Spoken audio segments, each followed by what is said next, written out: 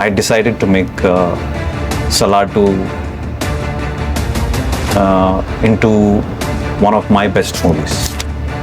And the writing that I put into Salar 2 has been probably one of my best works. जब non linear story telling movie की बात आती है तो उनमें केजीएफ और सलार दोनों ही मूवीज का नाम टॉप पर आता है, जहां दोनों ही मूवीज के डायरेक्टर प्रशांत नील हैं, जो बिलीव करते हैं मास मसाला मूवीज पर, जिसके थ्रू उनकी अब तक की मूवी ने काफी ज्यादा इम्पैक्ट डाला है आजकल की ऑडियंस के ऊपर। लेकिन अगर इनकी ही दो मूवीज को आमने सामने किया जाए तो आखिर कौन जीतेगा, रिबल स्टार प्रभास की सलार या फिर रॉकी भाई की केजीएफ? क्योंकि डायरेक्टर प्रशांत नील ने जितनी मेहनत केजीएफ चैप्टर 2 में नहीं की थी उतनी मेहनत सलार में करी है। I mean, जितनी मेहनत केजीएफ और केजीएफ चैप्टर 2 में लगी है उतनी दोनों की मेहनत अकेले सलार मूवी में लगी है। लेकिन क्या सच में सलार मूवी केजीएफ चैप्टर 2 और केजीएफ से ज्यादा लव डिजर्व करती है? आखिर प्रशांत नील सलार पार्ट 2 को लेकर ऐसा क्या करेंगे जिनसे उनकी ही आने वाली एक्सपेंसिव एनटीआर नील प्रोजेक्ट भी पीछे होने वाली है? और आखिर कब होगी सलार पार्ट 2 मूवी की शूटिंग? तो वीडियो को लास्ट तक जरूर देखें। चैनल पर नए हैं तो चैनल को सब्सक्राइब जरूर करें। वेल, अगर आप स्टोरी की बात करेंगे तो दोनों ही मूवीज की स्टोरी फिक्शनल है, मतलब इन मूवीज की स्टोरी का ट्रू इवेंट से दूर दूर तक कोई लेना देना नहीं है। बात करें केजीएफ चैप्टर 2 के सक्सेसफुल रनिंग की तो केजीएफ चैप्टर 2 तब रिलीज हुआ था जब कोरोना का खौफ लोगों के जहन से नहीं निकला था। इनफैक्ट इस मूवी के रिलीज होने के बाद थिएटर से सक्सेसफुल रनिंग करने के बाद भी लॉकडाउन हो गया था। लेकिन अगर यही मूवी नॉर्मल डेज में रिलीज होती तो शायद बॉक्स ऑफिस के चीथड़े 2000 करोड़ से उड़ाती, क्योंकि अभी तक की जितनी भी साउथ और नॉर्थ की मूवीज है उनकी प्रीक्वल मूवी उस हाइप और ऑरा को मेंटेन नहीं कर पाती जो उन्होंने पहले पार्ट के थ्रू बनाया होता है। I mean, आप एग्जाम्पल के लिए पुष्पा 2 मूवी को ही ले सकते हैं, जिसके पहले पार्ट में story, climax, action, suspense top notch level पर था और इसी के साथ मूवी ने पार्ट 2 के लिए एक तगड़ी हाइप क्रिएट करी थी। वहीं इधर पार्ट 2 के रिलीज के बाद उसकी स्टोरी, एक्शन, सस्पेंस में थोड़ी कमी नजर आई। मतलब पहले पार्ट के स्टोरी और रेफरेंस को पार्ट 2 में ही चिपका दिया गया था, जिसे ऑडियंस को काफी ज्यादा पसंद आया। लेकिन जैसा ऑरा और भौकाल केजीएफ चैप्टर 2 के बाद अब केजीएफ चैप्टर 3 का है, वैसा पुष्पा 3 का नहीं रह गया। और अगर केजीएफ मूवी का कंपैरिजन सलार से करवाया जाए तो इसमें कई सारे टॉपिक्स हैं जिनके थ्रू ये मूवीज डिफरेंट लेवल पर नजर आती है। पहला, रॉकी का कैरेक्टर एक एक्सट्रोवर्ट का है और देवा का कैरेक्टर इंट्रोवर्ट का। मतलब जब रॉकी का सोना पकड़ा जाता है, वो भी 400 ग्राम, तो पुलिस स्टेशन में ऐसे घुसता है जैसे वो उसी का घर हो। बट इधर देवा का कैरेक्टर एक ऐसा इंट्रोवर्ट है जो पूरी मूवी में सिर्फ सॉरी ही बोलता है और उसकी माँ के कहने पर लड़की तो क्या प्लास्टिक की चाकू भी छोड़ देता है। और रॉकी बिना सोचे समझे सबकी ऐसी की तैसी करने मैदान में कूद जाता है। वही देवा तब तक मैदान में नहीं उतरता जब तक उसका इनर डेविल न जाग जाए, और एक बार इनर डेविल जाग जाने के बाद देवा मरने तक नहीं रुकता। हालांकि दोनों ही मूवीज की स्टोरी में एक ऐसा रिश्ता दिखाया गया है जिसके लिए रॉकी और देवा मॉन्स्टर बने। पहला, रॉकी अपनी माँ को किए वादे के लिए, दूसरा 25 साल पहले अपने दोस्त को दिए वादे के लिए देवा ने खानसार में कदम रखा। लेकिन अगर मूवी की सक्सेसफुली रनिंग, क्रेज और ऑरा को देखा जाए तो इसमें केजीएफ आगे नजर आती है। और अगर मैं कहूँ कि जैसा दिखाई दे रहा है वैसा ना हो के इससे भी बड़ा होने वाला है तो शॉक्ड मत होना, क्योंकि डायरेक्टर प्रशांत नील ऐसे डायरेक्टर हैं जो स्टोरी टेलिंग के लिए नॉन लीनियर पद्धति का यूज करते हैं। और अगर प्रशांत नील ऐसा नहीं करते तो शायद उनकी फिल्में आगे नहीं बढ़ती। वो कैसे, रुको बताता हूँ। किसी भी मूवी को स्टोरी को दिखाने के लिए, बताने के लिए दो पहलू होते हैं, पहला लीनियर, दूसरा नॉन लीनियर। लीनियर वो जिसमें स्टोरी को स्ट्रेट लाइन में दिखाई जाती है, जैसे एस राजामौली की RRR, जिसमें राम, राजू और भीम के बॉन्डिंग शो करने के बाद भी स्टोरी सीधे चलती है, मतलब स्टोरी को तोड़ मड़ोड़ कर नहीं दिखाया जाता। दूसरा नॉन लीनियर, जिसमें कई सारी मूवीज आती है जैसे महाराजा, एनिमल, विक्रम, कैथी एक्सेट्रा, जिसमें कहानी को सीधे सीधे ना बताकर तोड़ मड़ोड़ कर सरप्राइजिंग और शॉकिंग वेज में दिखाई जाती है, जिससे ऑडियंस को ये स्टोरी मास्टरपीस लगती है। और यही नॉन लीनियर स्टोरी टेलिंग का यूज प्रशांत नील ने 2018 में आई केजीएफ में किया, जो कि उस टाइम पर एकदम नई थी, वो भी एक मास मसाला मूवी में। और इससे पहले ऐसा मिक्सचर किसी भी डायरेक्टर ने नहीं किया था। हालांकि केजीएफ ने उस टाइम पर लगभग 200 करोड़ की कमाई करी, जो कि मूवी के अकॉर्डिंग काफी नहीं थी। लेकिन धीरे धीरे ये मूवी ओटीटी प्लेटफॉर्म्स में दबदबा बनाने लगी और फिर ऑडियंस में एक ऐसा पकड़ बनाई कि केजीएफ चैप्टर 2 के अनाउंसमेंट के पहले ही मूवी का हाइप आसमान छूने लगा था। और यही ऐसा रीजन है कि लॉकडाउन का खौफ होते हुए भी मूवी ने 1200 करोड़ की कमाई करी। वही केजीएफ चैप्टर 1 की तरह सलार पार्ट 1 सीज फायर है, जिसमें आप ये अंदाजा नहीं लगा पा रहे हैं कि सलार मूवी क्या इम्पैक्ट डाल रही है। और ये बात तब समझ में आएगी जब सलार पार्ट 2 शौर्यांगा पर्वम के नए कैरेक्टर्स को सामने लाया जाएगा। जैसे KGF चैप्टर 2 में अधीरा और सलार में ऐसा ही एक की रोल है जिसका चेहरा नहीं दिखाया गया है और वो है देवा के पिता धारा, जो कि राज मन्नार के पहले और शिव मन्नार के बाद खानसार की कुर्सी के हकदार थे। जहां मूवी में ये भी नहीं दिखाया गया है धारा जिंदा है या मर गए जैसे KGF में वानरम, और ऐसे होने की 90% चांसेस है क्योंकि प्रशांत नील का सिग्नेचर स्टाइल है जो अपनी मूवीज में यूज करते हैं। जहां डायरेक्टर प्रशांत नील बना तो रहे हैं NTR के साथ प्रोजेक्ट जो कि सभी मूवीज के कंपैरिजन एक्सपेंसिव होगी, लेकिन असल में सलार पार्ट 1 से थोड़ी कम, क्योंकि ये मूवी का पहला पार्ट तो होगा ही होगा। इसके साथ साथ थाईलैंड और म्यांमार के कुछ हिस्सों में दबदबा बनाने वाले झाऊ वेई के रियल इवेंट पर बेस्ड स्टोरी होगी, जिसमें NTR एक माफिया डॉन का कैरेक्टर प्ले करेंगे। और इस बार डायरेक्टर कुछ नया करने जा रहे हैं, जहां सलार पार्ट 2 शौर्यांगा पर्वम की शूटिंग 2026 में स्टार्ट करी जा सकती है, क्योंकि NTR नील 2025 में, फिर सलार 2 2026 में, 2027 में KGF चैप्टर 3 का शेड्यूल रहेगा।